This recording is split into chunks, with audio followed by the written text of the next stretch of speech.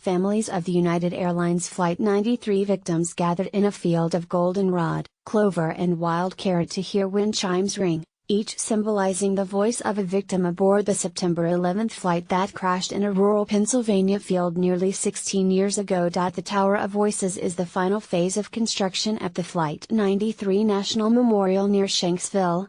The 93-foot tower will join the landscape next year, bringing the sounds of 40 different wind chimes to represent the eternal voices of each passenger and crew members who fought back against the plane's hijackers. Listen to the future Tower of Voices at Flight 93 National Memorial. The use of sound was inspired by the final forms of contact with those flyers, whose voices lived on after the crash through a cockpit voice recorder and phone calls. My godmother's eldest son, Louis Janak II, along with 39 other good souls, lost his life almost 16 years ago amid the screaming sounds of a 757 exploding in the earth nearby, said Patrick White, president of Friends of Flight 93 National Memorial. The last sounds of his voice are now heard only on a cockpit voice recorder, memorialized through technology, like those of others from Flight 93. 40 wind chimes in the tower will create different notes to represent the unique identities of all 40 victims aboard Flight 93. The massive instrument's music will change as the wind shifts, bringing a different experience with every visit. As the actions of those 40 were unprecedented, we will build here a monument the world has never seen or heard, a 93-foot tall musical instrument with 40 wind chimes ranging in size from 5 feet to nearly 10 feet long, said architect Paul Murdoch. Murdoch was selected from about 1,100 applicants to construct this final element of the memorial site. He worked with a team including musicians, wind engineers, lighting designers and civil engineers to design the tower. His team has tested 5 extruded aluminum chimes during the design phase in Arizona and California.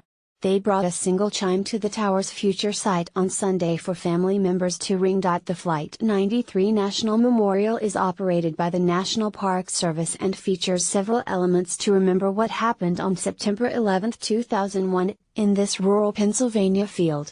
The Tower of Voices, the last major feature planned for the memorial, is expected to open in September 2018.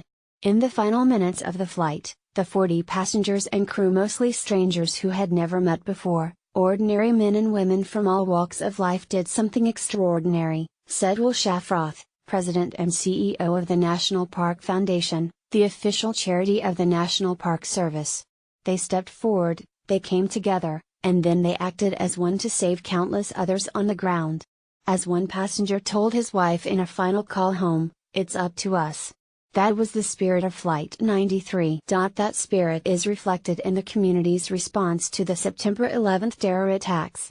More than 110,000 people and businesses contributed a total of $46 million to the National Park Foundation to build the memorial. The Visitors Center was the first phase.